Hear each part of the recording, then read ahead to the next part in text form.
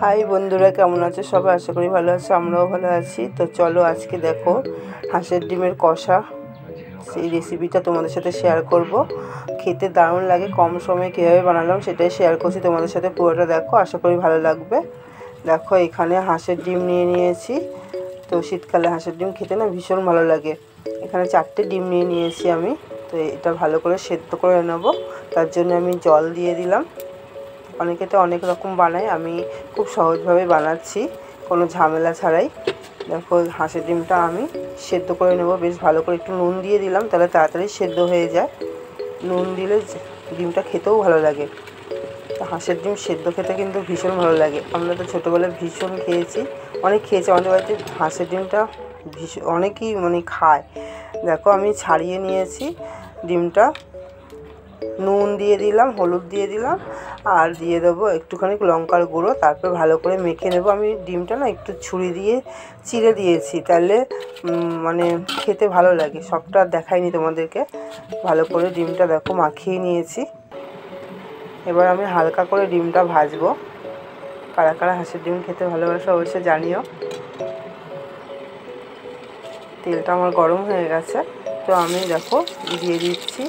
হালকা করেই ডিমটা আমি ভাজবো। তো আমাদের এখানে হাঁসের ডিম সবসময় পাওয়া যায় না, এই সিজনটায় হাঁসের ডিম পাওয়া যায়, তার জন্য নিয়ে এসছে।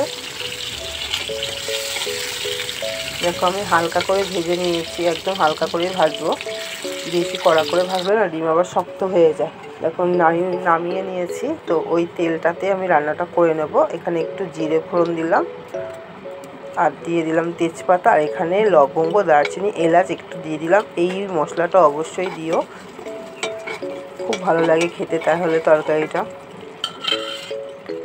আর দেখো এখানে দিয়ে দিচ্ছি একটা পেঁয়াজ কেটে নিয়েছি। ওই একটা পেঁয়াজ দিয়ে আমি রান্নাটা করব। একটু ভালো করে নেড়ে চেড়ে নেব। দেখো আমার পেঁয়াজটা একটুখানি বেশ লাল লাল হয়ে এসছে। আমি একটু নুন দিয়ে দিলাম, তাহলে তাড়াতাড়ি পেঁয়াজটা নরম হয়ে যাবে। ডিমটায় আমার নুন দেওয়া আছে। তো এখানে দেখো জিরে, আদা, রসুন আর কাঁচা লঙ্কা, শুকনো লঙ্কা, টমেটো এটা ভালো করে পেস্ট করে নিয়েছি। খুব ভালো লাগে এরকম পেস্ট করে রান্না করলে। তো দেখো আমি মিশিয়ে নিচ্ছি পেঁয়াজটার সাথে। এই মশলাটা করে নিলে রান্নাটা তাড়াতাড়ি হয়ে যায়। হলুদ দিয়ে দিচ্ছি আর একটু নুন দিয়ে দিচ্ছি।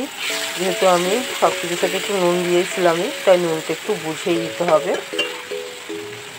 তো যারা যারা আমার ভিডিও দেখছে তাদেরকে অসংখ্য ধন্যবাদ পাশে থাকার জন্যে। অনেক দিন ঠিকমতো ভিডিও করা হয় না। একটু চিনি দিয়ে দিলাম স্বাদটা ব্যালেন্সের জন্য। দেখো আমি একটু জল দিয়ে দিচ্ছি, মশলা ধোয়ার বাটিটা থেকে একটু জল দিয়ে দিচ্ছি। তো যেহেতু কষা, বেশি ঝোল ঝোল করবো না। এই তরকারিটা ভাত, রুটি, পরোটা সব কিছুর সাথেই খুব ভালো যায়।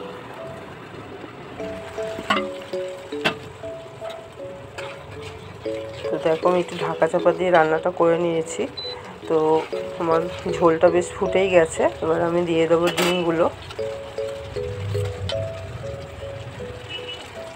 ডিমগুলো তো আমার আগে থেকে রেডি করাই ছিল, রান্নাটা করতে বেশিক্ষণ লাগবে না। এই ডিম দিয়ে আলু দিয়ে ঝোল খেতেও কি খুব ভালো লাগে। অনেক কিছুই রেসিপি করা যায় ডিমের। আজকে আমি ডিমের কষা করছি, হাঁসের ডিমের কষা, খুব সহজভাবে। দেখো আমার তরকারিটা মোটামুটি রেডি হয়ে গেছে। ভালো করে ডিম আর কারি রেডি করে নিয়েছি। তো একটুখানি গরম মশলা গুঁড়ো দিয়ে দিচ্ছি।